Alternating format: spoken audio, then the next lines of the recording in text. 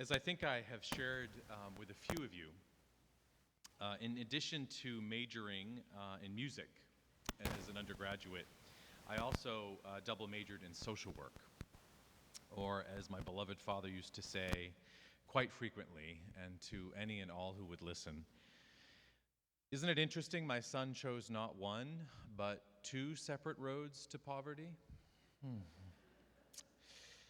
Yeah, it never got old, no. So because I was a bit on the loud side, this is where you act surprised, and because I enjoyed people, my social work advisor wondered if I wanted to do community organizing. She wondered if I wanted to do community organizing, which is how I learned about a rather famous or infamous, depending on your orientation, I guess, community organizer Saul Alinsky, if you've ever heard of him. There is a story he shares which I think helps us with today's gospel. The story goes like this. Alinsky is dining by himself in a restaurant. He notices a couple seated at the table near him, and they are struggling to get the waiter's attention. I think we can all relate to this phenomenon. They wave their hands, they try to make eye contact, they speak a little louder, all to no avail. The waiter is completely unaware of their attempt to get his attention. So Alinsky, noticing this, he does something. He stands up, he turns in the direction of the waiter, and then yells loudly, "Hey, waiter, this couple over here needs to speak with you." Now, what do you suppose happens? Does the waiter graciously respond to Alinsky's call? Is the couple overjoyed by Alinsky's concern for their well-being? Who do you think the couple resented? The waiter, who was oblivious to their needs, or Alinsky, who got them the help they wanted? As Alinsky shares the story, the couple were quite annoyed, even angry, at Alinsky. Today's gospel story of Jesus healing the Gerasene demoniac is similar, and it plays out, I think, this very same dynamic. Jesus shows up in the country of the Gerasenes right after he has healed a man on the Sabbath in Galilee. Well, this caused quite a stir, as you could imagine, so his disciples decide to leave, let things calm down a bit, and they come upon a really strange and quite disturbing situation. There's a naked man living not in a house, but in the tombs. And not just any man, but a man possessed by demons. So the first thing we need to notice, I think, is this. When Jesus shows up, there is often a disturbance. Why? Because he changes the situation in dramatic ways. I will let you in on a very, very, very well-guarded secret. Most of us hate unexpected change. Are you sitting down? Are you hearing this? It's the first time you're hearing this, I'm sure. And even if we know we need the change, we often don't like how it happens. The man falls down before Jesus, and the spirits within him say, "What have you to do with me, Jesus, Son of the Most High God?" Now there's a pointed question. So let's go back to the scene with Alinsky and the couple in the restaurant. They had a problem, which was that they wanted the waiter's attention. Alinsky solved the problem by getting the waiter's attention. And instead of being grateful, they got angry with him.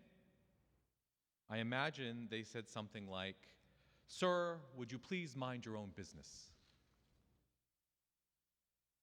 After Jesus commands the demons to leave, he does something quite interesting. He asks them their name. The man replies, "Legion." Now, I imagine that this poor man may have been in a war, may have been a casualty of war, and certainly had seen legions of Roman troops, as they were called. And he was certainly possessed. He was certainly possessed, however you want to understand that. And the legions beg Jesus for mercy. And he shows the man, and this is really interesting, he shows the man separate from the legions a kindness.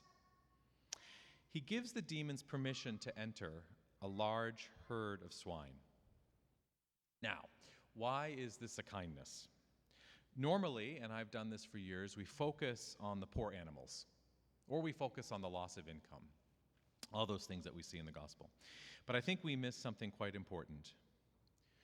Possession is occupying a place or a person or a group. To simply have banished the demons would not have truly comforted the possessed man. He needed to see them leave, to see them occupy another. Otherwise, how would he know that they wouldn't come back again to him? That's why I think Jesus shows him kindness in banishing them to the swine. So all this happens, and you think the people of Gerasene would be pleased. You think they would be pleased. They had a problem they couldn't solve. Jesus sees this problem and is equipped to solve it. He does so, and they witness him solving the problem. And how do they respond?